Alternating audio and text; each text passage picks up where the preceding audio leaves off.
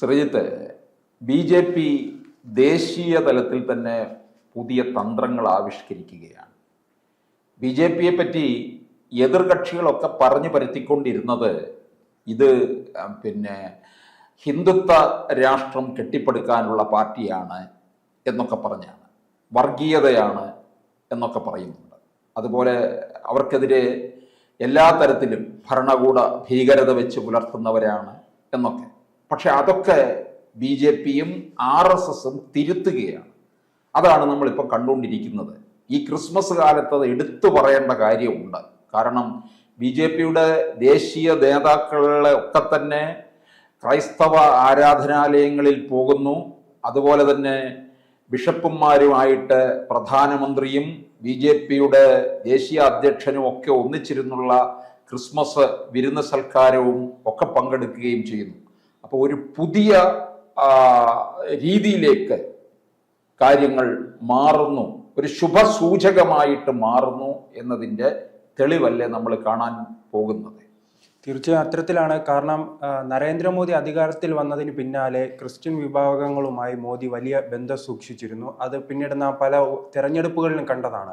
ഇപ്പോൾ കിഴക്കായാലും ഗോവ ഉൾപ്പെടെയുള്ള പ്രദേശങ്ങളിലായാലും BJP തുടർച്ചയായി ഭരണം നടത്തി വരികയാണ്. അവിടെയെല്ലാം ഈ ഗോവ തന്നെ നാം ഉദാഹരണമാക്കി നോക്കിയാൽ ഒരു 49-50% ക്രിസ്ത്യാനികൾ ഉള്ള, ക്രിസ്ത്യൻ ഭൂരിപക്ഷമുള്ള പ്രദേശങ്ങളിലാണ് BJPക്ക് ക്രിസ്ത്യൻ MLA-മാരുടെ സപ്പോർട്ടോടുകൂടി തന്നെ അവിടെ അധികാരത്തിലിരിക്കുന്നത്. പിന്നീട് നാം ഈ മിസോറാം, മേഘാലയ പ്രദേശങ്ങൾ, മണിപ്പൂർ ഉൾപ്പെടെയുള്ള പല മേഖലകളിലും വലിയ രീതിയിൽ തന്നെ BJPക്ക് മുന്നേറുവാൻ കഴിഞ്ഞിട്ടുണ്ട്. ആ മുന്നേറ്റം തന്നെയാണ് ഇനി കേരളത്തിലേക്കും ഉണ്ടാകുന്നത്. അത് കഴിഞ്ഞ ലോക്സഭാ തെരഞ്ഞെടുപ്പിൽ ഉൾപ്പെടെ നാം കണ്ടിരുന്നു. ഇപ്പോൾ ക്രിസ്ത്യാനികൾക്കൊന്നും BJPയിൽ പ്രവർത്തിക്കുവാനോ അതോടൊപ്പം തന്നെ വോട്ടിടാനോ ഒന്നും ഇപ്പോൾ ഒരു മടിയുമില്ല. അത് ലോക്സഭ, പ്രത്യേകിച്ച് തൃശ്ശൂരെല്ലാം അതിന് ഉദാഹരണമാണ്. തൃശ്ശൂരും അതോടൊപ്പം തന്നെ തിരുവനന്തപുരവും ഉൾപ്പെടെയുള്ള പല പ്രദേശങ്ങളിലും വലിയ രീതിയിൽ, തൃശ്ശൂരല്ല അത് വിജയത്തിലേക്ക് എത്തിയിരുന്നു, പക്ഷെ തിരുവനന്തപുരത്തോ മറ്റു മണ്ഡലങ്ങളിലോ ആ വോട്ടൊരു വിജയത്തിലേക്ക് എത്താൻ കഴിഞ്ഞിട്ടില്ല.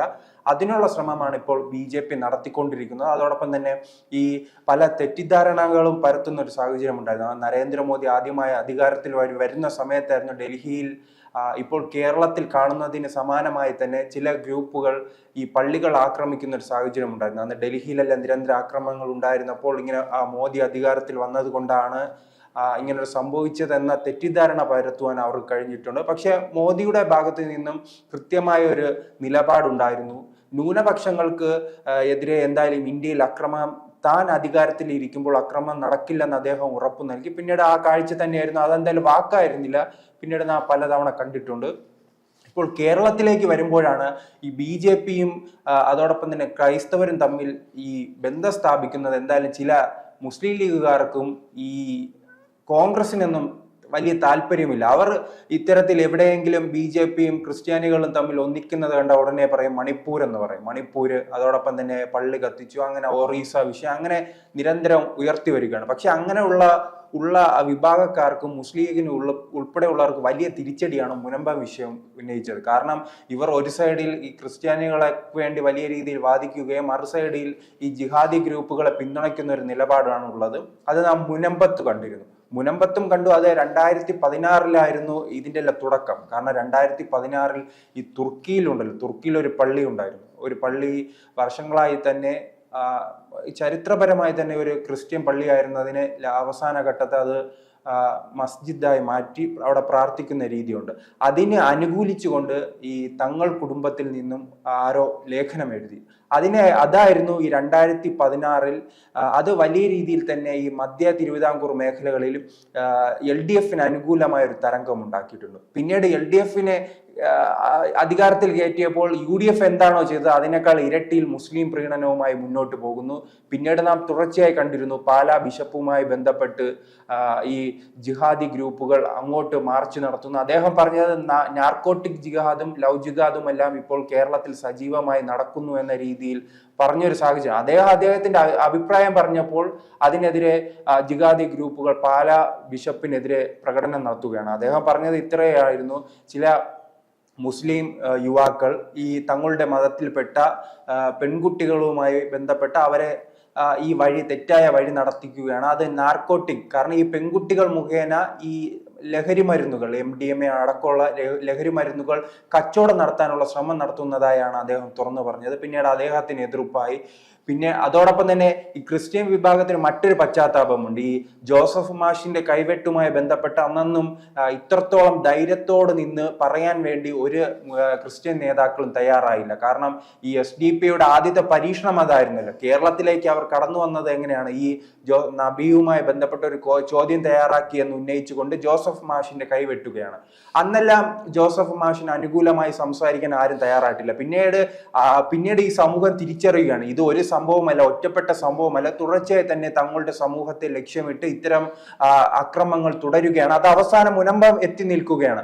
അങ്ങനെ ഇവർ തിരിച്ചറിഞ്ഞപ്പോഴാണ് അപ്പോൾ എന്ത് ചെയ്യുക, ഇവരെ എന്തായാലും ഒരു അക്രമം ഉണ്ടാകുമ്പോൾ ഒരു പ്രതിരോധം ആവശ്യമാണല്ലോ. അങ്ങനെ ആ പ്രതിരോധമാണ് ഇപ്പോൾ അവർ BJP-യിൽ കാണുന്നത്. BJP അതിൻ്റെ അനുകൂലമായി തന്നെ നിലപാടുകൾ സ്വീകരിച്ച് മുന്നോട്ട് വരുന്നുണ്ട്. മറ്റൊരു രീതിയിൽ നോക്കുകയാണെങ്കിൽ ഈ ക്രിസ്ത്യൻ വിഭാഗത്തിൽ നിന്ന് തന്നെ നേതാക്കളെ വളർത്തിക്കൊണ്ടുവരാനും BJP വലിയ രീതിയിൽ ഇപ്പോൾ ശ്രമിക്കുന്നുണ്ട്. പല ന്യൂനപക്ഷ മേഖലയിലും അവർക്ക് പ്രാദേശിക ലെവലിൽ തന്നെ നേതാക്കളുണ്ട്. പിന്നെ നാം കേന്ദ്ര നേതൃത്വത്തിൽ ഇപ്പോൾ അറിയാം ജോർജ് കുര്യനെ അത്ഭുതപരമായ, കാരണം ജോർജ് കുര്യൻ ഉൾപ്പെടെ അവിടെ മന്ത്രിസഭയുടെ സത്യപ്രതിജ്ഞയിൽ പങ്കെടുക്കുവാനാണ് പോകുന്നത്. അപ്പോഴേക്കാണ് ഈ ജോർജ് കുര്യനെ മന്ത്രിയാക്കുന്നു. അതോടൊപ്പം തന്നെ ഈ ക്രൈസ്തവ സഭകളുമായി വലിയ വർഷങ്ങളായി തന്നെ പിന്തുണയുള്ള ഷോൺ ജോർജും അതോടൊപ്പം തന്നെ PC ജോർജും എല്ലാം പാർട്ടിയിൽ എത്തിക്കുന്നു. അങ്ങനെ അനൂപ് ആന്റണി എന്ന യുവ നേതാവിനെ എത്തിക്കുന്നു. അതോടൊപ്പം തന്നെ കേരളത്തിൽ ഏറ്റവും അധികം ഉമ്മൻചാണ്ടി കഴിഞ്ഞാൽ ഈ ക്രൈസ്തവ സഭകളുമായി ഏറ്റവും അധികം ബന്ധമുണ്ടായിരുന്ന ഒരു നേതാവാണല്ലോ AK ആന്റണി. അങ്ങനെ AK ആന്റണിയുടെ മകനെ തന്നെ BJP-യിൽ എത്തിക്കുന്ന സാഹചര്യമുണ്ട്. അങ്ങനെ ക്രിസ്ത്യൻ ഇപ്പോൾ മുൻകാലങ്ങളിലൊന്നും ക്രിസ്ത്യൻ നേതാക്കളുടെ ഒരു മുഖമില്ലായിരുന്നു BJP-യിൽ. ഇപ്പോൾ അതിൽ നിന്നെല്ലാം വ്യത്യസ്തമായി തന്നെയാണ് കേരളത്തിൽ വലിയ നേതാക്കളുണ്ടല്ലോ. ഇപ്പോൾ PC George, Shone George, Anil Antony, അതോടൊപ്പം തന്നെ ജോർജ് കുര്യൻ ഉൾപ്പെടെയുള്ള ഒരു കൂട്ടം നേതാക്കളെ കേരളത്തിൽ എന്തായാലും BJP-ക്ക് വളർത്തിയെടുക്കാൻ കഴിഞ്ഞു. അതുകൊണ്ട് തന്നെയാണ് ക്രൈസ്തവ സമൂഹം വലിയ രീതിയിൽ ഇപ്പോൾ BJP-യെ സപ്പോർട്ട് ചെയ്യുന്നുണ്ട്.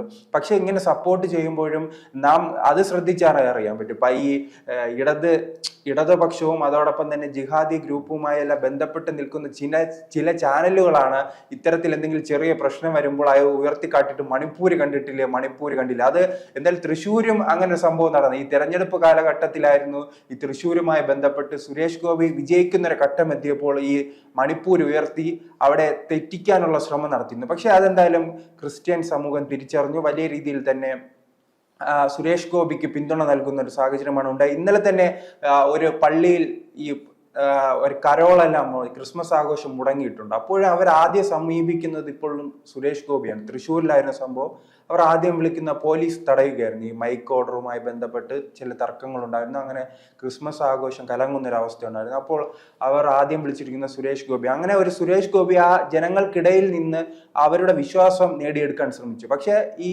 ചില ഗ്രൂപ്പുകൾ മണിപ്പൂർ ഉയർത്തി അതിനെ തകിടം മറിക്കാൻ ശ്രമിച്ചെങ്കിലും പക്ഷെ ജനങ്ങൾ അത് വിശ്വസിച്ചില്ല.